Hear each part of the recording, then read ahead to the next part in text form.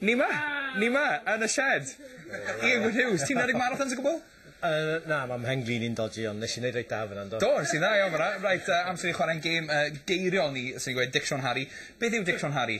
3 dyn, ne? Oce. Dicsiwn Harry, geiriadur Dictionary, ond ie, ti'n iawn. Gei di bwynt bonus am hwnna, ond ie. Ian, dyma'r tri fydd yn dwrthwynebu di, games am fel geiriau, dim countdown, ond chydig well. Pwy sy'n ma? Pwy ti? Branwen. Dewi. A Ioan! Helo!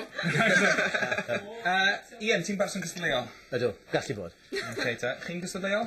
O, dan. Ar y degau. Ar y degau, pryd. Naw? One, ie. Dyma'r ole, fyddai'n gweud gair, fydd rhaid i chi ddod o hyd i'r gair yn y geiriadur, a pan chi'n gwneud hynny, mae rhaid chi roi'r geiriadur ar eich pen, a wedyn fyddai'n checo'r gair. Oce, o'n i yn bwriadu dechrau gyda'r gair hepatomegaledd, ond wnaethon ni ddim, ond mae'n hair o iawn. Felly dyma ni, mae'n amser i ni chwarae. Dicsiwn Harry. Reit te. Oce, newn ni ddechrau. Mae rhaid i chi ffindo gair yma yn y geiriadur barod. Cyfathrebu. Teimlwch y tensiwn. Jeff, ti'n teimlo'r tensiwn ar y sain fyna? Sut mae'n mynd, Ian? Cyfathrebu? As ni. Na, cyfathrebu. O, Iwan! Reit, gyn i weld. Sgwrdd yn sgwrdd yna. Lle mae e? Cyfath. Mae yna, gyd i'r pwynt. Cyfathrebu, reit te. Oce, nôl ni, cair Dicsiwn Harry i'r geiriadur. Barod? Yr ail un. Melltithiol. Melltithiol. O dan, ynddo. Mell. Melltithiol. Iwan, ti na? No. O, iawn! Wir? Gyn i weld. Dyn y fix. Dwi'n gwybod... Na. Ydy mae'n yna melltithiol. Oce, sneb yn ennill yn rwyth. Ond dyma ni. Yr un ola...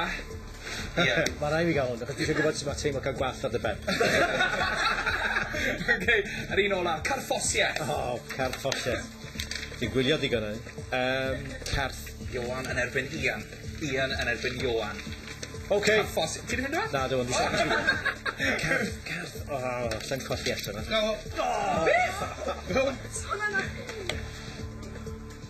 Cywir, ie. Ti'n student? No. Oce. Grad o'n sydd wedi ddefnyddio geiriadur. Ian, sut ti'n teimlo?